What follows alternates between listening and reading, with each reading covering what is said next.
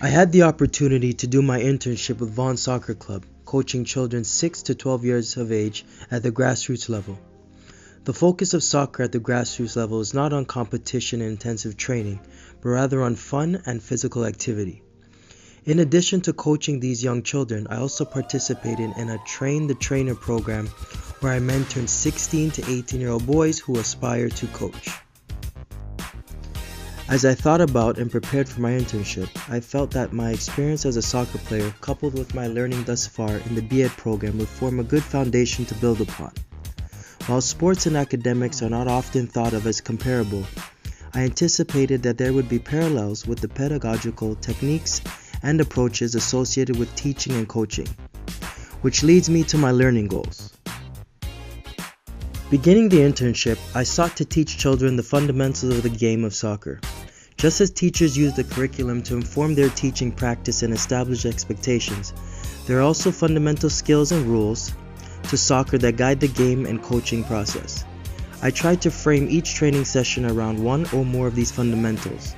For example, in our first session, I guided the children through an activity that taught them how to pass the ball. In discussing the power of feedback on students' learning in the classroom, Heidi and Timperley assert that feedback is one of the most powerful influences on learning and achievement. Learning on the field is no exception, and I learned that feedback and providing clear guidance is an important component to teaching children the fundamentals of the game to enhance, maintain, and improve their performance. As I met the children, I noticed that each of them came to training sessions with varying skill sets, interests, levels of engagement, etc. And I wanted to point this out to the inspiring coaches and use it as an opportunity to teach them the importance of knowing the players and using this knowledge to help inform coaching strategies. In a later session, for example, I assisted one of the inspiring coaches with running 4 practice activities simultaneously, each providing children with the opportunity to work on a specific skill in different ways. This is akin to the diversity teachers encounters with students in the field of education and the importance of not applying a one-size-fits-all approach to teaching. As a child, I always remembered feeling more motivated to do something when I was having fun and enjoying myself. As such, I tried my best to make each session fun and engaging for the kids. At the end of each session, I made it a point to ask the kids if they had a good time, and they always responded yes.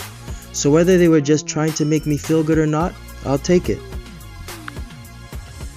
Teamwork is also something I wanted to model and incorporate into my sessions. Teamwork skills not only strengthen the individual players on the field, but also directly translate to important skills in other areas of life. As I only completed 20 hours in my internship, I feel like this is still a work in progress. But I began to see glimpses of their understandings of this important principle in times when they would encourage one another or pass the ball. So now that we've gone through each of my learning goals, let's take a moment to reflect and see if I was successful in meeting these goals based on my success criteria.